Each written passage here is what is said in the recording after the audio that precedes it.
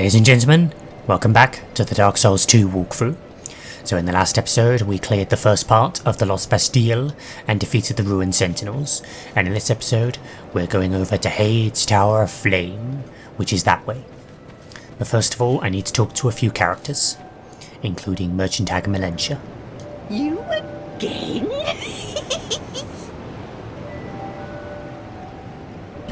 Okay, so I'm going to be buying some items from her.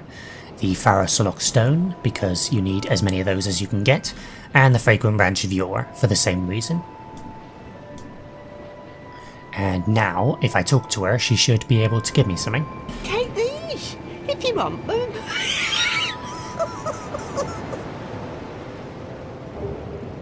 Behold, the covetous silver serpent ring plus 1. So it's like the covetous silver serpent ring, but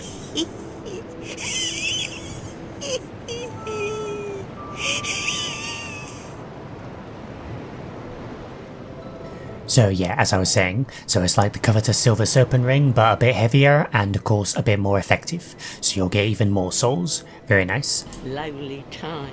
Yeah, shut up. Okay, now I'm going to be equipping the covetous silver serpent ring, and I'm going to be equipping my my traveling merchant gloves.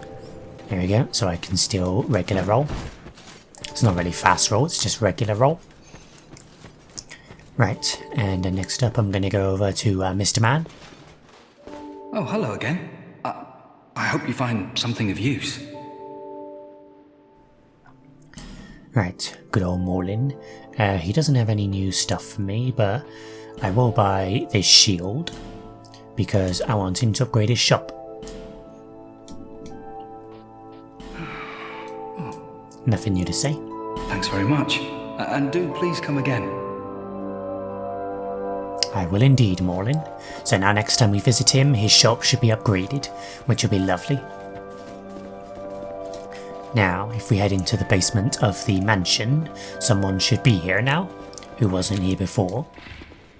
Here he is, Kale.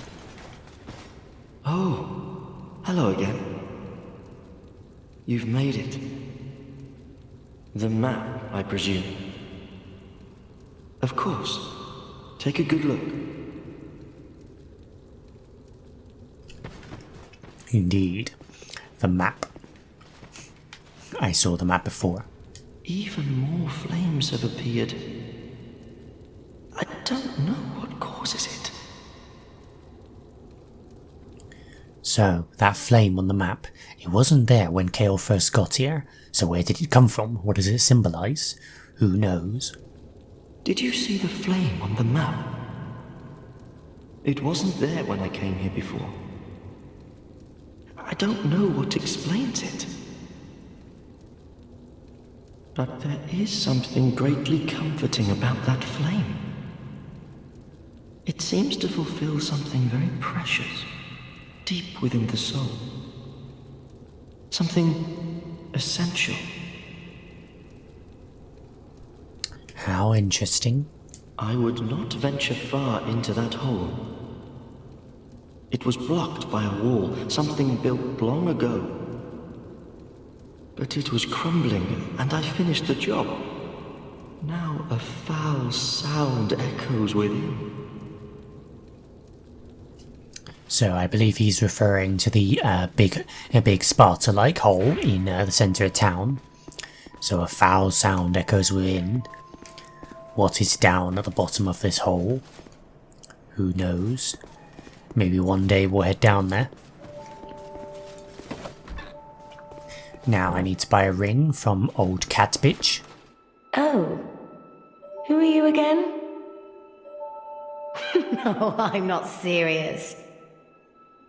You do have a rather pleasant scent. The type I'm quite fond of. Shut up. Okay, I require the silver cat ring, and while I'm here I might as well also get the ring of whispers. Get all the stuff that's useful, because I have loads of souls, so I can get all the stuff that's useful now, and then I can just focus on leveling up. Satisfied? I'll be around if you ever come back. Thank you, Mr. and Mrs. Mrs. Chaucroix. Or Miss Chaucroix, whatever you prefer. Right, now I'm gonna try talking to, old man up here. I can't remember what his name is. What's his name? Oh god, I've forgotten his name. But yeah, I'm gonna talk to Mr. Man up here, see if he's got anything new to say. Oh. I will always be here, watching over you. Oh, a blood bite ring. Nice. Not sure how my devotion, increased, but it did. Yeah. Solden, that's his name. I always forget his name. Heide's Tower. The gate. Yeah, he ain't got anything to say. May you find peace on your journey. Be sure to keep talking to Solden, by the way, because as more NPCs start to fill up the town, he will actually say some new stuff. So yeah, whenever you get some like new NPCs in town, be sure to talk to him, see how he's doing. Alright, Miss Emerald Warden, I require levels. There. Let's get some vigor and some endurance, and that'll be good. Thing to know about Dark Souls 2 is that you level up a lot faster than in Dark Souls 1, by the way. So yeah, you'll be spending a lot more points in this game, but you'll need them, you really will. Alright, let's head this way, over to Heide's Tower of Flame, one of my more favourite areas in the game. And here's an interesting contraption. Contraption does not move. So this is how you go from two different paths, but of course the contraption doesn't move as it is currently, so we can only go one way, and that is this way. So let's head on our adventure. Down these big old long stairs, and down here, into this place. Yeah, over there. So yeah, in order to open this gate, you have to grab this thing, this little pulley thing. It's very easy to miss, so don't miss it. Open gate. Open sesame. And is there anything up here? I don't think so. No, there isn't. Oh, there is a pulley though. I'm not sure why that's there though. Yeah, who cares? Right, over here. Get a Sword of a Lost Undead and a Broken Thief Sword. Alright, let's head this way. Behold. Heide's Tower of Flame. It's beautiful. Look up at the stars up above. It's beautiful. And you get a lovely view of the ocean. Really nice. Beautiful vistas in Dark Souls 2. And these guys, don't attack these guys. These guys are called Heide Knights, or Heide Knights. Yeah, actually it would be Heide Knights, wouldn't it? But yeah, these guys are Heide Knights. Don't attack them, they're pretty vicious. They won't stay aggroed permanently, but they will aggro and they will likely kick your ass. So, these guys are the main enemies of the zone. These guys are called the Old Knights. And they're not particularly tough, but you do need to learn their attack patterns in order to face them effectively. But there we go, they're not particularly tough. They're like weaker versions of the Sentinels from the first game.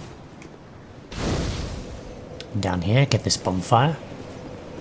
Really is lovely that you don't need to rest at bonfires in this game, unlike the first game, because that really was annoying, having to like reset the enemies just to get a checkpoint. Alright, up here, a new one, a hammer one. These guys, pretty easy. Oh god. As long as you just keep moving to the side, they're pretty easy. Their only difficult attack is that swing, because that swing's pretty fast. But with fast reaction times, you should be able to get out of it no problem. Head over here, get a soul of a nameless soldier and a human effigy. Always nice. And up here, another sword one. So with these ones, just wait for them to exhaust their pattern, and then go in for a few hits, and then back up. Nice and easy. Stab. Get. Around here, get Lloyd's Talisman. And over here, this lever has now emerged. Now you see that little ring down there? Keep your eye on that.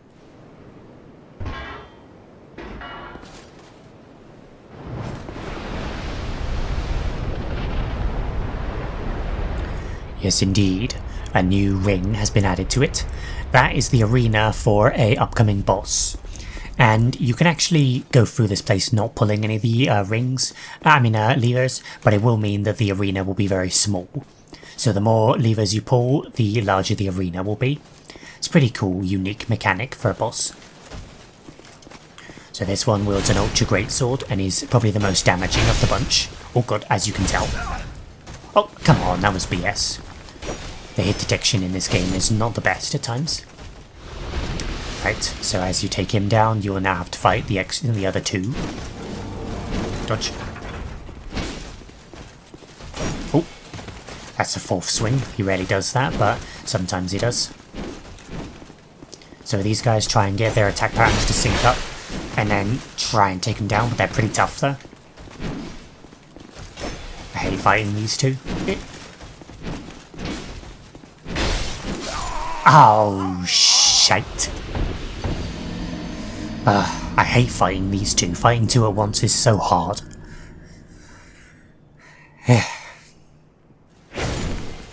Okay, so Ultra Greatsword guy is dead, and now let's take on these two. Oh, the other one seems to be resetting.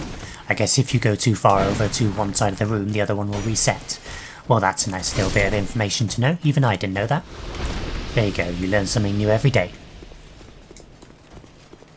Alright, call me here, big guy. Call me here. Call me. Call me. Step, step, step, step, step. There we go. Fantastic. Oh, get an old knight's shield. Nice. Now, I recommend going to the left first, guys, because going to the right will make going to the left much harder. Although this is quite a hard path. So now this Heide Knight is up by default, so we have to fight him anyway. Oh, ouch. So these guys aren't too hard, but they can be a bit troubling. Watch out for their combo. Oh god. Oh god. God, that one there is pretty fast, that attack. Ow, ow. God, fighting these two at once is so hard. Stab. Ow. Oh god, that attack is so fast. It's like damn near impossible to avoid. Alright, come here, big guy. Yep. Yep. Step, step, step, step, step. Oh god. Step. There. Okay. Okay. So now, move through here, and there's another Heide Knight up there. But up there is a drake. A wyvern. Very reminiscent of the undead parish, isn't it? Well, this one will also block your path, although this one can actually be killed much faster than the one in Dark Souls 1. So with this one, what you need to do is you need to use arrows. Lots and lots and lots of arrows. And if you shoot it, there we go, you can slowly whittle down its health until it dies. And you will need to do this if you want to get past it. And bear in mind, it will be shooting you with fireballs while you do this. So you just need to be careful, and you should be good. Oh god. Okay, that was poor. You need to just start moving when it flies up, and then you should be able to dodge the fireballs. And just rinse and repeat this until it dies. And you should be all good after that. So here we go. So just run. And there we go. And now get back towards the edge and rinse and repeat. So yeah, this will take quite a few arrows and will take quite a bit of time, but it's worth it. Okay, so I'm just going to speed through this and then I'll see you after he's dead.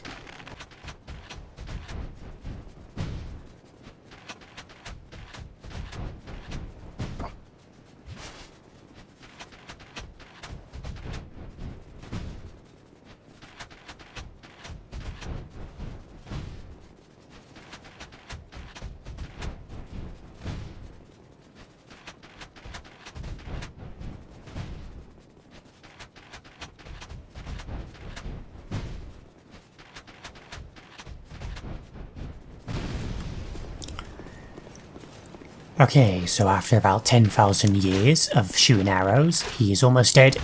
And there we go. He is dead at last. Oh. Oh. And a lever has spawned up there. Very nice. And that is not a lever for the other boss.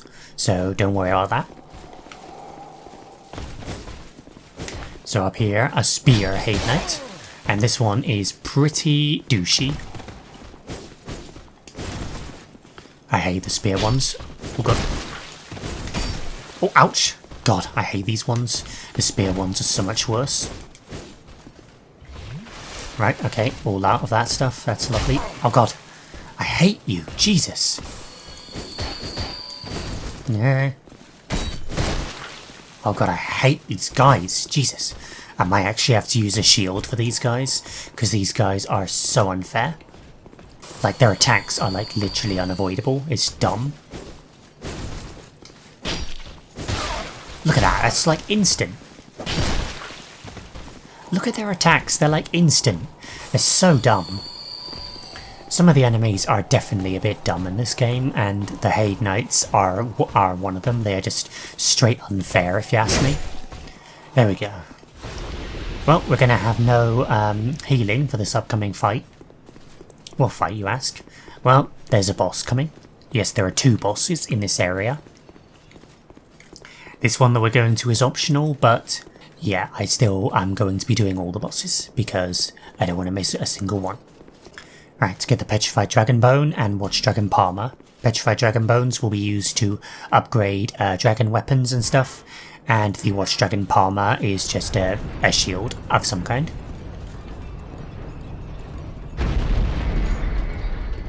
Bring down this big old, whatever you call it. I can't remember what you call these things. And come up to the Cathedral of Blue. Get an old Radiant Life Gem, which is, I think, the best kind of Life Gem. And in this chest, 5 human effigies. Very nice. Now, in here, we will encounter an old friend.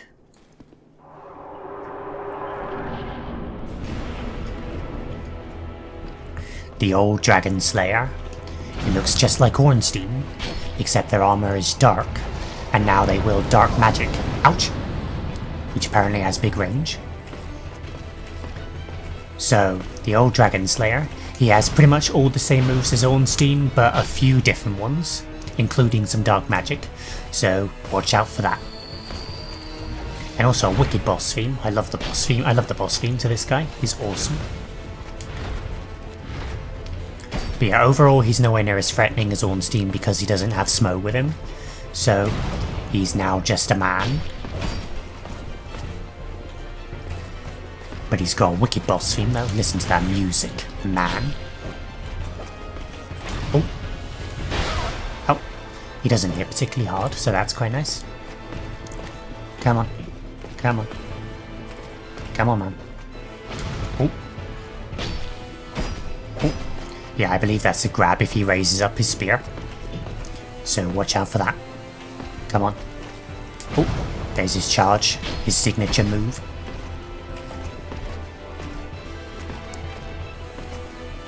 Come on. Oh. Stab. Stab. Oh. Roll. And stab. There we go. Not too difficult. But he is really cool though, and he has really cool music. As I said, I love his boss theme. Get the old Dragon Slayer soul and the old Leo ring. So, was that Ornstein? Was it not? We may never know. 'Tis a mystery. Over here, get some cracked blue eye orbs, which I believe are used to face... I'm not sure exactly. I can't remember what those are used for in this game. Get the Cleric's Palmer and the Tower Shield. And this man. Who is this man? Transient being.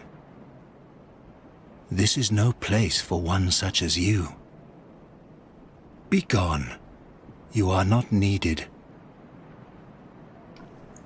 Well, fuck you too, man. Transient being. Nothing has changed. You would never make a Knight of the Blue. and I have nothing more to say. Be gone. You are not needed. So this guy will not talk to us in our current state. We require something to prove ourselves. So he is actually the person who runs the Blue Sentinel Covenant. Well, not runs it, but will invite you to it. Hence why he said the Knight of the Blue. But we are not ready to join the Blue Sentinels yet, so we will have to come back later. And basically, if you join the Blue Sentinels, that means that you will be the one who is summoned to the worlds of members of the Way of the Blue. So you can protect them from invaders. It's pretty awesome. It's pretty cool those Covenants like work together like that. It's really cool. Covenants in this game, I think, are a bit improved from Covenants in the first game, because Covenants in the first game weren't bad, but in this game there's some really, really cool Covenants. So yeah, they're definitely a bit of an improvement in this game.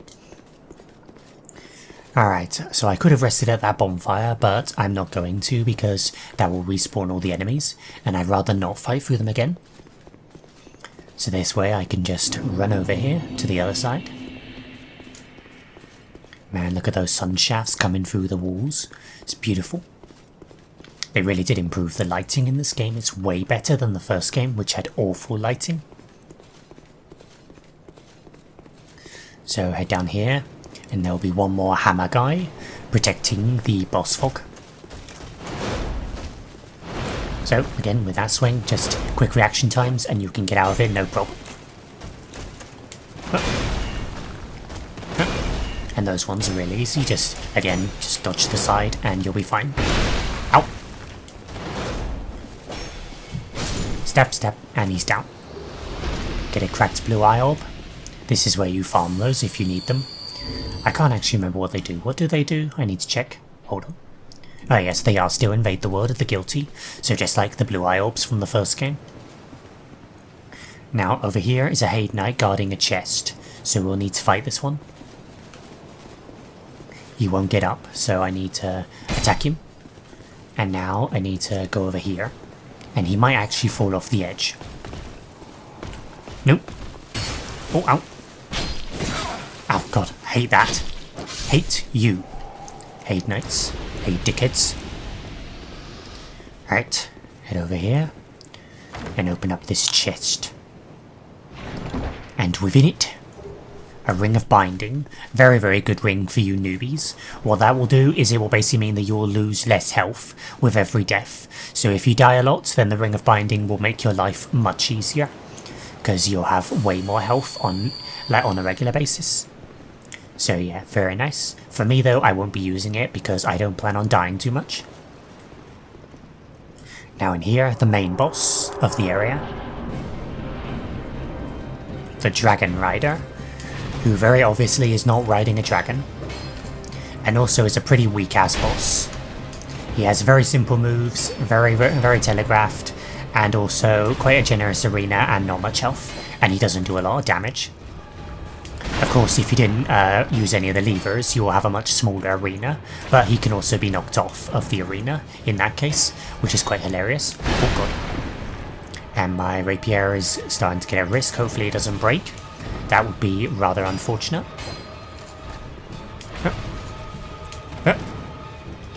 Stab. Just one more. Stab. There we go. Again, very easy boss. Very, very easy. So yeah, this probably is a good time to explain the issue with Dark Souls 2 bosses. Dark Souls 2 bosses are a bit quantity over quality. This game has by far the most bosses in the franchise, and yeah, it really shows. This game was very much quantity over quality with the bosses, and so you get a lot of rather lackluster boss fights, unfortunately. Which sucks, but it is what it is. It doesn't mean there aren't good fights in the game. There are some very, very, very good fights in the game, but there's an awful lot of lacking bosses, unfortunately. So, it is what it is. Anyway, who is this? Who is this woman? You kind of look like Rhea Furland. Who are you? Are you from these parts? My name is Lycia.